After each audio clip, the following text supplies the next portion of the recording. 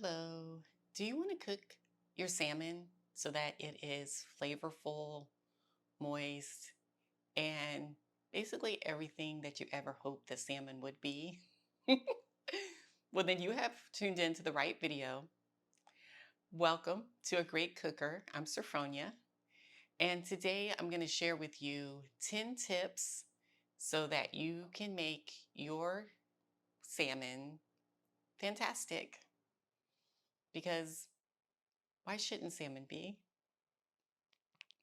I want to let you know up front that some of these tips you might have heard, but stick with me because some of them you may not have. And even though on the surface, some of them may seem contrary to do, they really do work. These are things that I actually do in my kitchen. As a matter of fact, I have a video on how to cook salmon in the air fryer, and it turns out amazing. And so I'm going to leave that link for you in the description below. Tip number one is start with fresh or properly thawed salmon. And when I say fresh salmon, if you don't have frozen salmon and you've bought it from the store, because it is fish, in my experience, it doesn't keep in the refrigerator for very long. When I buy a piece of salmon, I know I probably only have a day or two to cook it before it starts to lose that fresh taste. So we definitely want to start with our fish in the freshest state possible. On the other hand, if your fish is frozen, then you want to thaw it properly. Put your frozen salmon in some cool water, thaw it in a safe manner, and you want to make sure that it is thawed all the way through to ensure that it will cook evenly. Tip number two is cook your salmon with the skin side down. So if your salmon fillets have skin on them, make sure that that skin part is the part that's actually making contact with the pan that you're cooking the fish in. The reason for this is the fleshy part, the top part of the fish, that's where all the moisture is. And I don't think it's a good idea to cook that side down because then all of your moisture, all of your juices are actually just going to cook out of your fish, potentially causing it to dry out. So I definitely recommend cooking with the skin side down, and also don't flip your salmon halfway through. I know with most dishes that I cook here on A Great Cooker, I do turn my meat or even my fish halfway through. But if you're trying to go for maximum, juiciness and moisture retention with your salmon, then you don't want to flip it.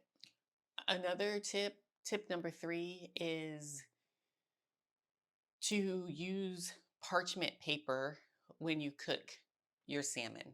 And this is a good tip for any sort of fish. Fish sticks terribly. It sticks terribly when you bake it, regardless of where you bake it. If you bake it in your oven, your air fryer, it makes no matter. It sticks. So I definitely recommend putting down a piece of parchment paper, especially if you want to hold on to that skin underneath the bottom. Also, even with the parchment paper, it's up to you. You may or may not want to put a thin layer of oil on top of the parchment paper and then put your fish down. The reason why I say this is the video that I just mentioned where I show you how to cook the fish. I use parchment paper and the skin still stuck to the parchment paper. Now, I'm going to chalk this up to I didn't buy, like the highest grade or the most expensive parchment paper in the store. And going forward, I actually am just going to spend a few more dollars for better parchment paper. But if you are worried about your parchment paper not doing what it's supposed to do, a little thin layer of oil before you put the salmon down should definitely take care of that. Tip number 4 is to cook your salmon in foil packets. You can create little packets of foil and you can lay out a piece of foil, a big enough piece that you're going to be able to fold it up and roll it over. But you lay out a big piece of foil, put down your parchment paper, then put down your piece of salmon. And then once your salmon is seasoned, of course, then you can fold up uh, the foil and make it into a little packet. And that really helps with keeping all the moisture into your fish. As a matter of fact, I almost always cook my salmon in foil packets. Nowadays, I'm usually only cooking one piece at a time. But when I used to cook salmon for the family, instead of the individual packets, I would put the salmon in the pan, and then I would just tightly cover the pan with foil. So that's another way that you can use the foil. Tip number 5, I would say definitely use a meat thermometer. I know that you can just flake fish. Fish is done when it has like this lighter color to it, and when you can take a fork and you can easily flake the flesh. If it easily flakes away, then you know that your fish is done. But by the time that happens, it is possible that your salmon might already be dried out. So instead of doing that, I would say just get you a meat thermometer. Once that thermometer says 145 degrees, you know that your fish is safe to eat. I would recommend that you stop cooking it at that time. And something else to keep in mind too with salmon is that it will continue to cook for a little while after you pull it out. So there sometimes I will check my salmon and it will only be around 140, and I'll pull it out of the oven anyway and let it set up and rest, because it is going to wind up reaching an internal temperature of 145 degrees. But of course, that's up to you. The main thing is just to make sure that it's cooked to a safe level. Number 6 is avoid overcooking your salmon. I don't know what to say at the point where your salmon is overcooked. It's probably chewy. It's potentially chewy. It's definitely tough, and it's just not going to make for the best experience while you're eating it.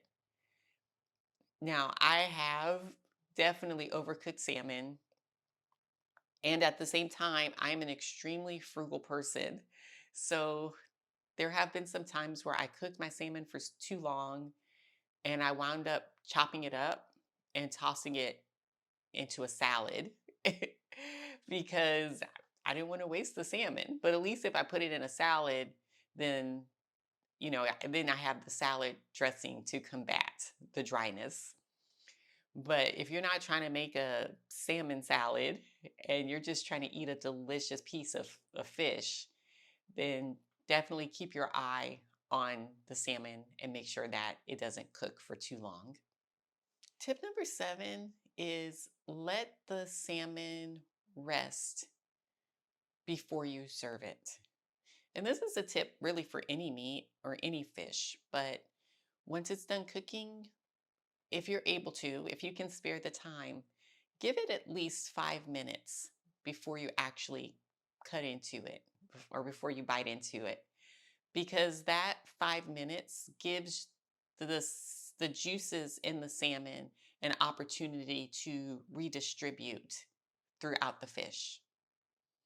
Of course, you don't have to do this. You really don't have to do any of these tips if you don't want to. But if you do allow the juices to redistribute, in my experience, I have found that the salmon does taste so much better. Tip number 8 is to keep in mind that the size and the thickness of your salmon is really going to make a big difference. It's really what's going to determine how you go about cooking your salmon. Can you see this? This is a piece of frozen salmon, and I'm trying to angle it so you can see. It is extremely thin. This is a very thin piece of salmon on this edge. And then even the thicker part, this is not really the thickest piece of salmon that I have ever tried to cook. A piece of salmon that thin, it's probably not going to need more than 10 or 12 minutes to cook, especially if you're cooking it in, say, your air fryer, which is where I usually cook my salmon. And compare that to like a giant, like a very big piece of fresh salmon that you can buy from the store. It's going to be several inches longer and also maybe twice as thick. A piece of salmon that size, that might take 20 or 25 minutes to cook. So that's quite a huge range, 10 to 25 minutes. So when you are cooking fish, always look at it and look at the size of it, determine the thickness of it, and let that guide you as far as how long you set the timer to cook your fish. Tip number 9 is to use the right temperature to cook your salmon. If you are pan frying salmon, then when I do that, which isn't very often now, but when I used to do that, I always cooked it over medium heat. In the oven, I tend to cook the salmon at 350 to 375 degrees, depending. And also, I do use foil and cover the salmon as we talked about before. Nowadays, when I usually cook like a big healthy serving of fresh salmon in a foil packet in my air fryer, and I've just found it best to cook that at a high temperature, which on the air fryer is mine is 400 degrees. You can't go higher than 400 degrees. So I've been cooking it at 400 degrees for about 20 minutes and it's done. But my point is depending on what you're using to cook the fish, that might have a lot to do with the temperature that you choose. And also, like I always say, get to know your appliances. Find out if your oven runs hot or if your air fryer isn't necessarily as hot as you would like. Once you cook salmon in your different appliances a few times, you'll get a feel for what the right temperature is. Tip number 10 is keep in mind that seasoning matters when you are cooking salmon. Seasoning is very important. Salt, I think I would say, is the number one seasoning that makes a difference with when you're cooking fish. Now, if you don't use salt, of course there are salt alternatives, but for sure, salt your fish or use some type of seasoning salt. I use Old Bay seasoning. It's just kind of what I am, it's just kind of what I'm stuck on right now. Every time I cook salmon, I use Old Bay seasoning. Before that, let me show you another seasoning that I was using on my salmon that I think is delicious. Lemon pepper seasoning, I think, is fantastic for salmon because lemon and fish go really well together.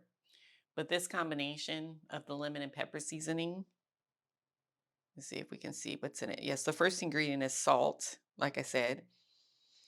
There is a bit of sugar in here. I didn't realize that. But yeah, I think this is a fantastic option for fish seasoning if you're looking for one.